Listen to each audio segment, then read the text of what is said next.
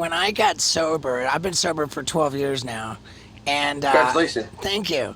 And I feel like there was, like, when meth would come up, I feel like around meth, and someone was like, oh yeah, like Jonathan Davis like had a real meth problem, and I did. Yeah, tomorrow's my 22nd fucking year. 22 nice, years. dude. Fuck, dude. It's insane. But yeah, I used to do hot rails like. What are hot rails? Is that where you light up the glass and then you snort it? Yeah. But that's just pre-glass. It was hot because it was like peanut butter, nasty fucking jet fuel crank. You know what I'm talking Yeah. about. Then they started cooking it with fucking ethanol or some shit, and then the glass came around. And I got out right when glass started kicking, because you could do that and you would be up for 3 days off one line. That crazy shit. But it makes me sick just thinking about that shit. Oh, dude, But when I think about drugs, I get like, I mean, I just fucking love drugs, man. Like, I mean, I can't do them. I love that drug right there. Just when you did it, the initial fucking burning, all that shit, and that nasty shit that would leak out your body, that's what makes me sick. But I ain't gonna lie, I loved it. You feel like you're fucking Superman. Yeah, you for fucking sure. do anything. Yeah, it was amazing. I loved drink. I loved partying. I loved all that shit. But Did that all start before corn was blowing up, or was that something that came no, like it with started success? before corn blew up. Oh, so you were embalming bodies doing meth? Tuesday night in Bakersfield. Fuck no.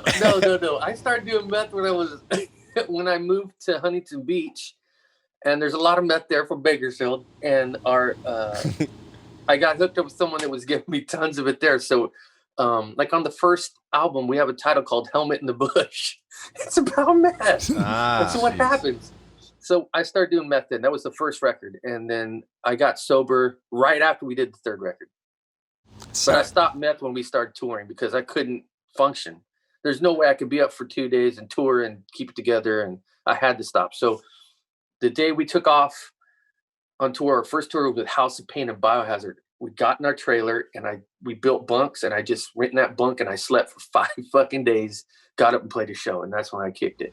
Wow. Rad, man. First time. So you never toured while you're doing meth? Like, No, it was impossible. I couldn't do meth and fucking tour.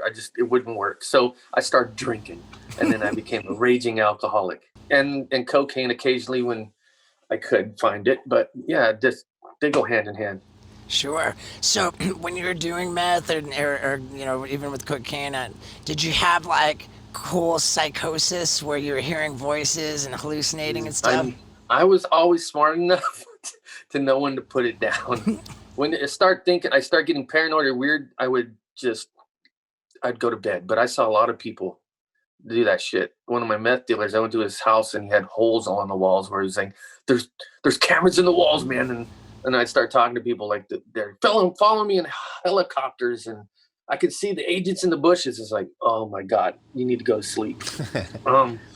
I never got the weird, crazy psychosis, but I met a lot of people that did, and that was when it gets scary. Oh yeah, I loved psychosis, man. I just, that was the goal for Steve. Yeah.